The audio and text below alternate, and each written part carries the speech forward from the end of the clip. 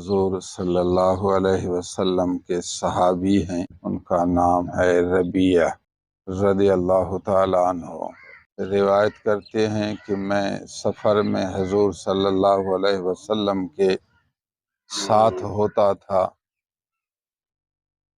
حضور جب وضو کرتے تو آپ کے لیے پانی بھرتا تھا،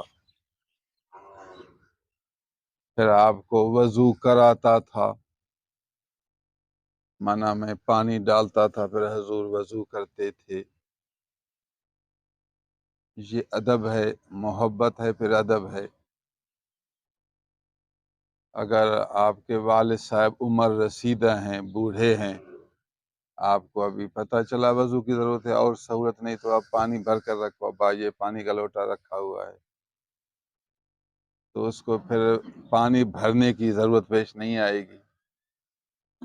پھر اگر آپ کو ٹائم ہے، ابا آپ وضو کرو میں پانی ڈالتا ہوں، وہ وضو شروع کرے، پھر بیٹا پانی ڈالتا ہے، سبحان اللہ، دل خوش ہوتا ہے کہ کیسا اچھا بیٹا ہے، نیک بیٹا ہے، ادب والا بیٹا ہے، ابا پر پانی ڈالتا ہے۔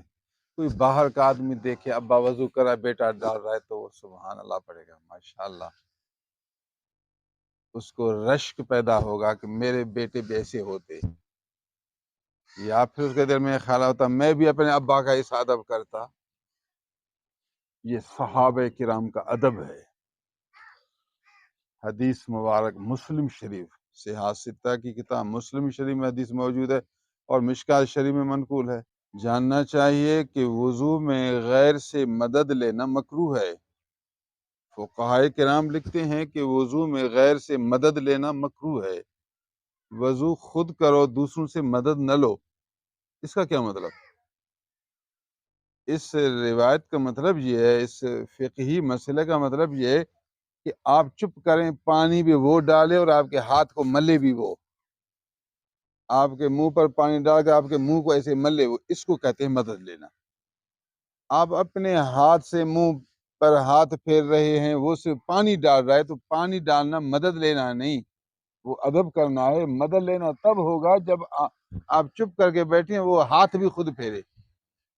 آپ کو اللہ نے صحت دی ہے، آپ تندرست ہیں تو ملیں خود، کیونکہ آپ وضو کر رہے ہیں، اللہ کے لیے طہارت کر رہے ہیں، نماز کے لیے پاکیزگی کر رہے ہیں، تو ڈالنا اسی کا کام، وہ ادب ہوگا، ملنا آپ کا کام، یہ آپ اللہ کا ادب کر رہے ہیں۔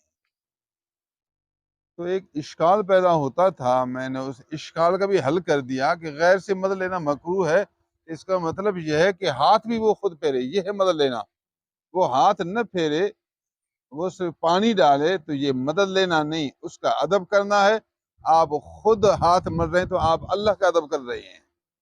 حضور صلی اللہ علیہ وسلم سفر میں وضو کرتے تھے، میں آپ صلی اللہ علیہ وسلم پر لوٹا پانی کا ڈالتا تھا۔ ادب کے بہت سے طریقے ہیں، جتنا آپ کا ادب زیادہ ہوگا اتنا اللہ کا رحم آپ سے زیادہ ہوگا۔